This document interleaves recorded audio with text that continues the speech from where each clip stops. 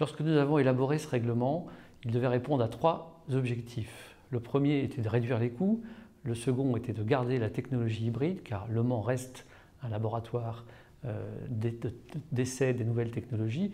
Ces technologies hybrides seront dans nos voitures de route et nous devons de respecter l'environnement et de réduire les émissions de CO2. Et le troisième objectif était d'avoir des voitures avec un look d'hypercar. L'objectif du budget est d'être à peu près à 20 millions d'euros pour 2 voitures, comprenant l'amortissement du coût de développement des voitures sur 5 ans.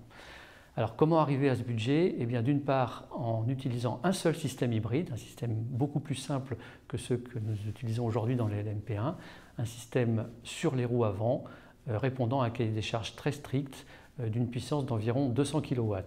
Et puis un moteur thermique sur les roues arrière. Ce moteur thermique, lui, sera d'une puissance de 520 kW environ, mais avec des contraintes de consommation un peu plus hautes que celles que nous utilisons aujourd'hui, de façon à permettre d'utiliser un moteur qui ne soit pas développé spécifiquement pour cette compétition. Enfin, sur le plan aérodynamique, là aussi un cahier des charges extrêmement contraint, une seule configuration aéro avec des éléments variables de façon à pouvoir s'adapter aussi au circuit du Mans.